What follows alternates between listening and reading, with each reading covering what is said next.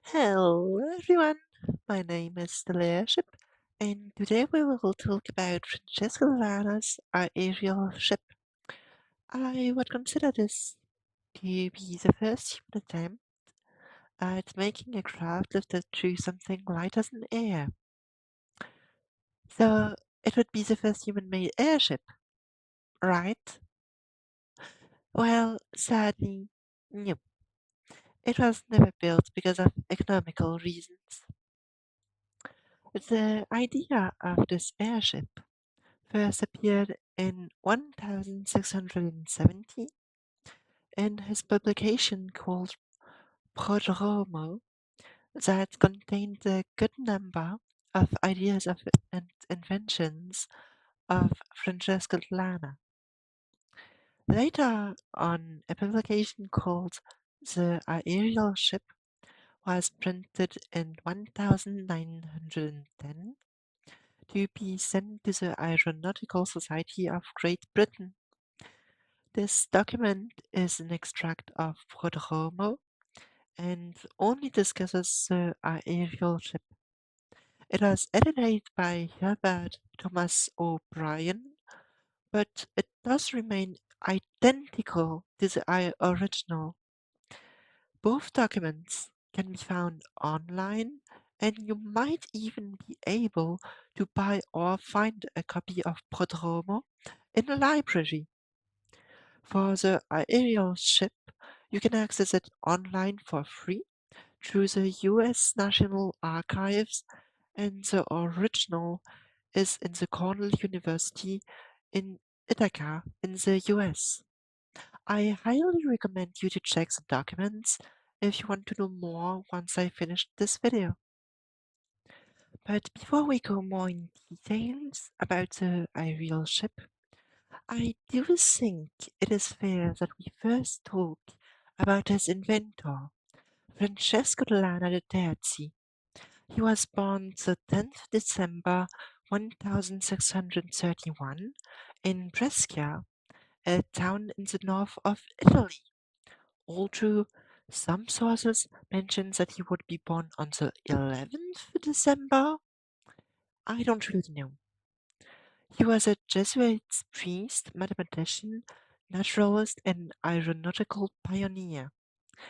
He was a teacher of mathematics and physics at his hometown. He is referred to be the father of aeronautics, and he also designed a tactical writing system for the blind, which kinda anticipated the principle of Braille more than a century before its invention. He died in 1687 in Brescia. And again, if you want to know more about him, I do recommend you to do so. You can do some research. I would consider it is worth it because Francesco Lana is someone with an interesting story, and I sadly don't have the time here to explain everything about him.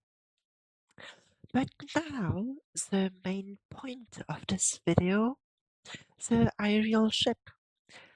The idea was to utilize the concept of atmospheric pressure, which was probably inspired by Otto von Guericke and his work on the Magdeburg hemispheres.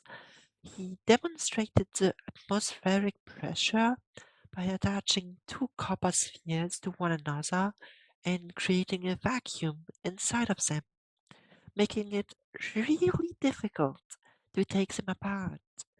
And Francesco Lana was thinking he could use this principle to make a ship fly. He believed that by attaching four copper foil spheres with a vacuum inside, he could make a ship float and up to 6 passengers could fly inside it. To control the ship and make it move forward, it would have a sail in the middle that you can move to take the wind and navigate like you do in water. You might wonder, wouldn't such a ship just keep rising endlessly, maybe even reaching space? Not really. As the ship rises, the air becomes thinner and there's less buoyant force to keep it afloat. At some point, it would reach an altitude where it could no longer support its own weight and would stop climbing. The principle still applies to modern balloons and airships. The thinner the air and less lift you get.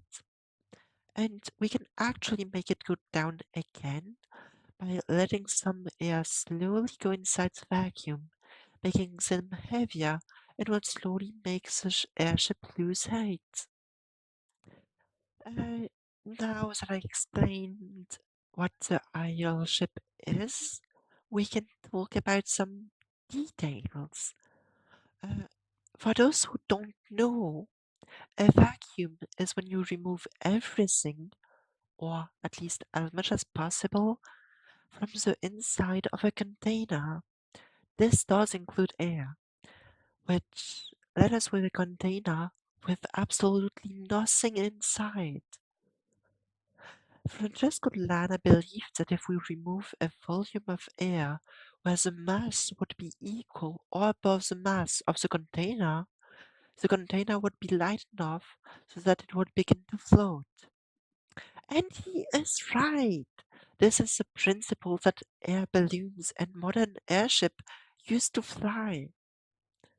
However, there's still a huge problem. The air exerts a pressure of about 1,000 pascals, roughly 10 tons on every square meters of surface.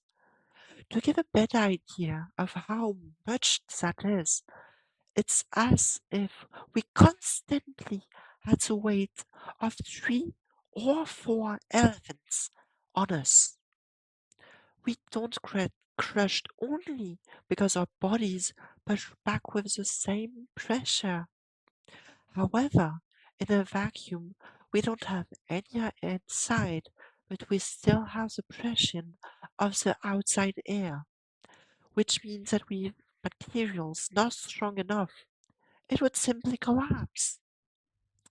Francesco Lara was thinking that making his vacuum in the shape of a sphere would solve this problem, because the mass of the air would be the same on each side and it would cancel out.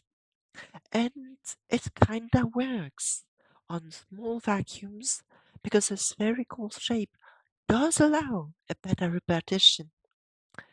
But sadly, not at the size where Francesco Lana envisioned it, which means we would need a stronger material, but that will also weight more. And so we would need a bigger vacuum for the additional weight. Even nowadays, we don't know any materials that is light and resistant enough for this purpose. Later in history, we found that some gases exist that are lighter than air and that we could use for this kind of machines, like helium and hydrogen. And the aerial ship is actually possible to make with those gases because they allow to ignore the pressure of the air and allow us to make a craft whose mass size ratio is better than the mass size ratio of the air. Even though Francesco Lana declared the aerial ship remains impossible to build today, scientists are still exploring the idea of vacuum airships. Theoretically, designs made of ultralight materials that could one day turn his dream into a reality. Thank you for watching. Don't forget to like and subscribe if you want more of those videos.